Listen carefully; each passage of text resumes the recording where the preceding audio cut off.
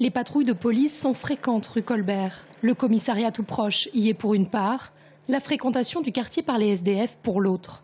Au café associatif La Barque, on sert des cafés depuis 18 ans à ces populations fragilisées.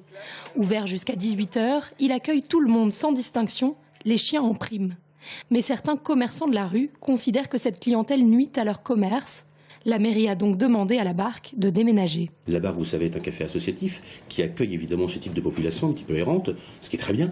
Je pense que ce ne soit pas la meilleure idée, par contre, qu'elle soit dans une rue aussi commerçante que la rue Colbert. Donc l'idée, c'est de voir évidemment avec son responsable, Monsieur le Duc, de voir comment on peut trouver une solution. On est en train de chercher, c'est pas facile parce qu'il faut trouver un autre endroit, dans le centre-ville évidemment, parce qu'il faut garder ce type de café associatif, mais pas forcément dans des rues aussi commerçantes que la rue Colbert. Un local à Saint-Pierre-des-Corps avait bien été évoqué, mais pour le café, pas question.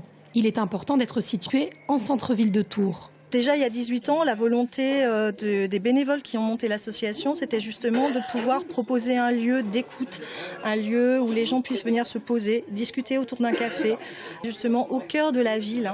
Parce que les personnes qui viennent ici, malgré, peut-être un abord peut-être un peu abrupt ou un apport qui peut faire peur, ont toute la légitimité aussi d'être là et d'être visible et de pouvoir se montrer. La mairie de Tours n'est pas de cet avis, puisqu'elle a reconduit l'arrêté de tranquillité publique du 22 mai au 27 septembre.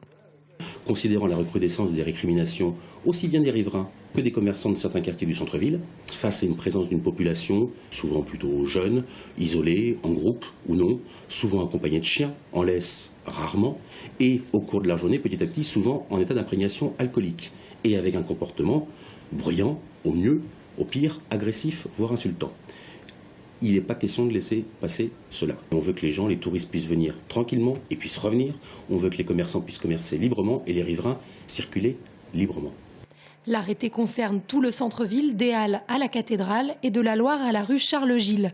Il court de 10 h à 3 h du matin pendant 4 mois.